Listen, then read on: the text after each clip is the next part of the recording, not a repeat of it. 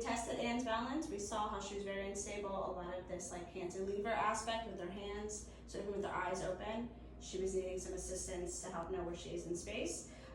When we close her eyes, what she's now relying, we remove vision. So if I'm standing upright right now, I'm using proprioception, which is from my joints and my muscles, and I'm using my vestibular system, which is sensing gravity and telling my brain where I am in space, and then I'm using vision. My eyes are open right now. So the second I close my eyes, I'm now removing that visual system and I'm relying on my vestibular system and joint proprioception. So as we're testing her balance in these positions, when I say close my eyes, we're looking at how her vestibular system is functioning and how her joint proprioception. So we know it was unstable, we tested it. So now I flipped her up to a galvanic vestibular, go ahead and turn to the camera and so they see.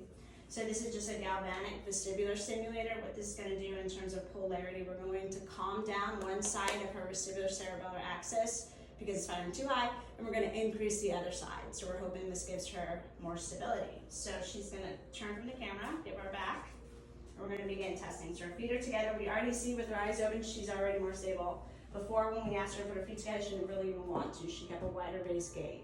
So standing here, she's much more stable, and we're going to have her close her eyes. And so now that her eyes are closed, we know that she's relying on her vestibular system and her joint proprioception, and she is significantly more stable. I don't know if you can see her standing here. Go ahead and open your eyes again.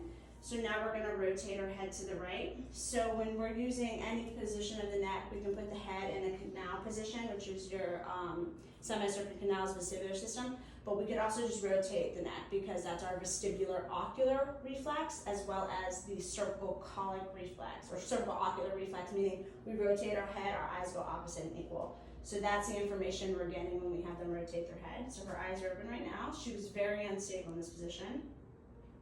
So now she's going to close her eyes. Take a nice deep breath. Now she's going to rotate her head to the left. So as we're testing this too, she's getting this vestibular input and her brain is recalibrating. So allowing her to re-challenge this, she's literally getting brain activation. So she's going to get better as we do this. So now as she closes her eyes, see how she's getting more stable and stable? Because what this is allowing is when she makes an error, this is an error, like she's falling, right?